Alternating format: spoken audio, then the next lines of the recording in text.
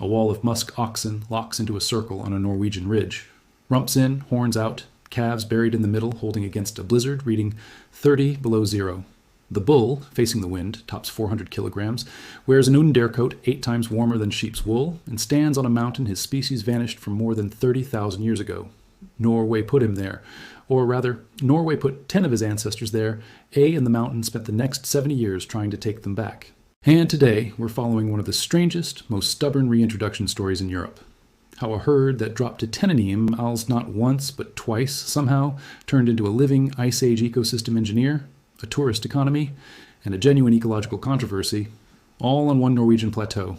Stick around, because this one has avalanches, lightning strikes, war, and a debt written into the animal's own genes that's only now coming due. If you're into stories about nature clawing its way back against impossible odds, hit subscribe. On the 7th of October 1932, 3 bulls and 7 cows shipped from Greenland walked out under the slopes west of Kirken Station and pushed north into Sti per ground. This wasn't even Norway's first attempt. Between 1924 and 1927, the country had already shipped Rogslei a dozen musk oxen to the island of Gurskoy on the west coast, and every single one died. Another group released on Svalbard that same decade dwindled. Led to nothing. The animal that can shrug off an entire Arctic winter kept failing in the softer, wetter places. Norway tried first. High, dry, and cold was the gamble that finally worked. Within a few summers, calves dropped, and for the first time since the Ice Age, musk oxen bred on Norwegian soil. Then the killing started. In April 1934, an avalanche at Haugaho buried 2 BULLs and 3 cows, half the founding herd gone under snow in a single slide. Then the war came, and the rest vanished. The story most people repeat, blah. Mez German soldiers for wiping the herd out. The records say otherwise. German troops killed 2 bulls. The rest fell to Norwegians or to accidents amid the chaos of occupation. By 1945, the count stood at 0. The animal hadn't failed the mountain. People kept killing it.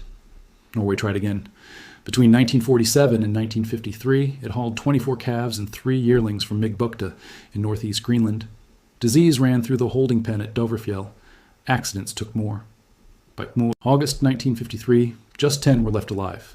For the second time in 20 years, every musk ox in Norway had narrowed down to 10 animals, and every musk ox alive in Norway today traces back to that gate. Even 10 looked fragile. From 1966 to 1973, the herd crawled from 22 to 37 animals, so few that biologists could track each one individually past age 2. Then in July 1978, a single lightning strike killed a group of 12 at once. Through that whole decade, the population held between just 20 and 40 animals. A reintroduction is supposed to grow. This one barely breathed for 25 years. Only in the last 2 decades did the curve finally bend upward, reaching around 240 animals by the winter of 2019, with roughly 50 calves born a year, across a range of about 340 square kilometers. That bottleneck of 10 animals left a mark you can't see just by looking at the herd.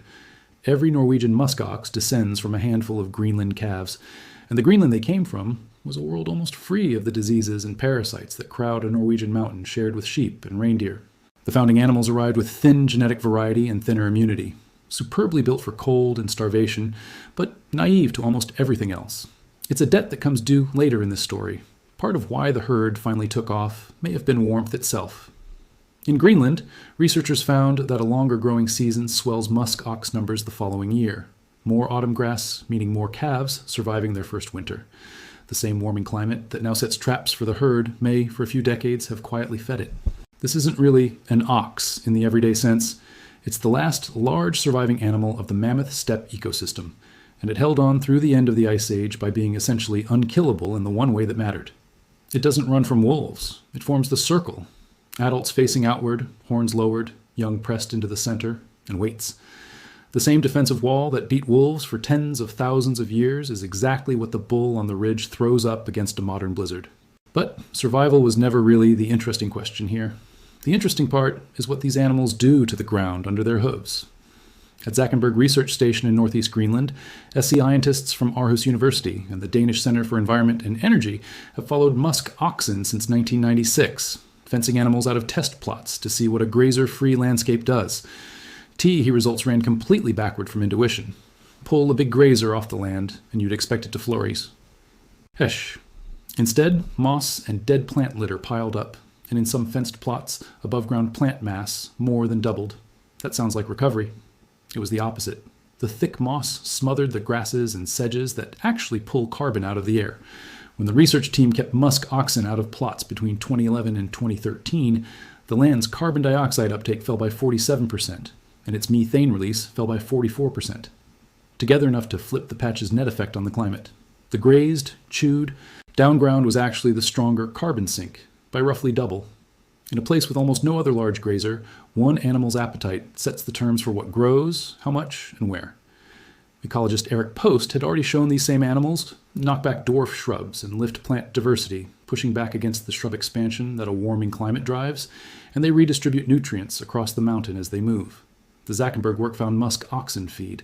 In rich, wet hollows, but bed down and defecate in dry, poor snowbed areas, hauling nitrogen out of fertile ground and dropping it onto starved ground that nothing else fertilizes. No ranger schedules that. No machine does it. A 400-kilogram animal works the soil with grazing, hooves, and dung year-round for free. The kind of slow, unpaid ecological labor no conservation budget could ever buy. That was the reputation the musk ox carried back onto Dovrefjell. And the mountain there is measurably no longer the mountain it was. Researchers resurveyed 4 summits in 2001, 2008, and 2015, and watched the alpine ground rearrange itself. Dwarf shrubs climbing upslope, lichens thinning out, warm-adapted plants pressing into ranges that used to be too cold to hold them. The slopes those first 10 animals walked onto in 1932 carry a genuinely different mix of life today. The catch is figuring out what's actually driving it. Most of that shift tracks a warming climate, not the herd itself. And the musk oxen share the range with wild reindeer and with sheep, whose summer numbers on one eastern massif climbed from 4,527 in 1999 to 6,119 by 2008. Researchers have named the oxen as a possible contributing push bear in changes on the western side of the range, a contributing hand, not a proven cause. The dramatic plot-by-plot numbers belong to Greenland. On Dovrefjell, the musk ox is one voice in a much louder, messier argument, one where the climate itself is doing most of the talking. That uncertainty raises a question that genuinely unsettles the people who manage the park. Does the musk ox even belong here? Officially, Norway treats it as a foreign species. Tolerated, watched, but not credited with rebuilding anything.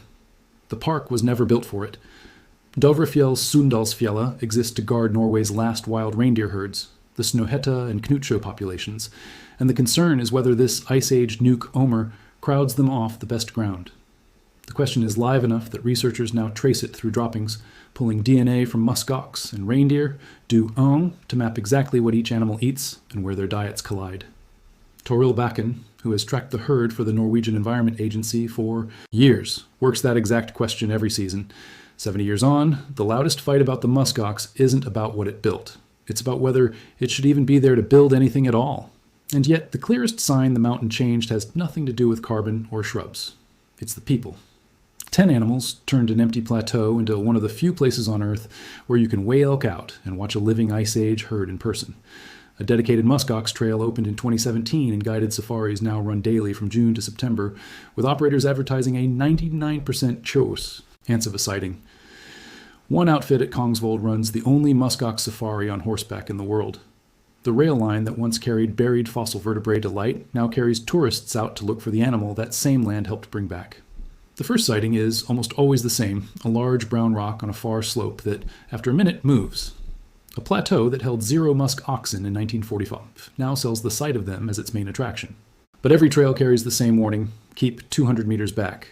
A threatened musk ox doesn't flee, it charges, a T up to 60 kilometers per hour, faster than anyone can outrun. The danger runs both ways, and the losing side is usually the animal. Visitors crowd in for a photo. The stressed ox turns aggressive, and the outcome again and again is a dead musk ox rather than an injured tourist. The deepest change to this mountain was never really about the animals at all. The same ground at Jørgen, where the first 10 were released in 1932, spent the rest of the century as the largest artillery range in southern Norway, 165 square kilometers shelled Conte, innocuously from 1923 until Parliament voted in 1999 to shut it down and restore it. What followed was the largest nature restoration project in Norwegian history. 14 years, 575 million kroner, 90 kilometers of road-torn OUT, and lines of soldiers walking the ground to lift thousands of unexploded shells from the soil by hand. In 2020, the cleaned land was folded into the Nasjø Hell Park, and the wild reindeer finally got their old migration routes back. A plateau that opened the century as a release pen and spent most of it as a bombing range closed it out as protected wilderness, with the musk ox standing on it the entire time. And then the debt from that narrow Greenland gate comes due. The clean, near disease-free world the founding animals came from left the herd with almost no defense against the pathogens that sheep and reindeer carry across the Seami grass. In the late summers of 2006 and 2012, pneumonia swept through the population and killed a quarter to a third of it. The National Veterinar Institute, working with Bacon, traced these outbreaks to a single bacterium, Mycoplasma of pneumonia, which strikes hardest in unusually warm, humid weather. An earlier outbreak of contagious ORF had already scabbed muzzles across the herd. Parasitologists who surveyed the animal's guts described Dovrefjell as a climatic outpost, a southern edge where an Arctic species meets pathogens it never evolved to fight. The coat that makes the musk ox unkillable at 30 below turns into a liability in muggy summer heat. And milder winters spring a colder trap of their own, rain that freezes into a crust over the grass. Hawking food under ice, the animal can't break through. It's the same kind of icing event that once starved roughly 20,000 musk oxen on Canada's Banks Island in a single winter. The creature that walked back into Norway out of the last ice age now faces a mountain warming out from under it. The thing most likely to finish what the avalanche and the lightning strike started is the cold itself turning gentle. In 1913, railway workers cutting a line near Jurken struck two heavy vertebrae 9 meters down. The bones were barely worn. An animal that size had lived and died on these mountains, then disappeared so completely that no one alive carried any memory of it. The diggers thought they'd found a fossil. What they'd actually found was a message across 30,000 years of empty rock. This ground once held something enormous and built for the cold, and it could hold it again. Today, around 240 of that animal's descendants graze the slopes above that same railway cut, holding back the moss, dodging the photographers, surviving the warmth that wants them gone, doing the quiet, contested work of an ecosystem engineer the mountain had forgotten it was missing. So here's the question worth sitting with. When an animal disappeared from a landscape 30,000 years ago, does bringing it back count as restoration? Or is it always something else, an experiment we're still running with no clear endpoint? Let me know what you think in the comments. Thanks for watching, and I'll see you in the next one.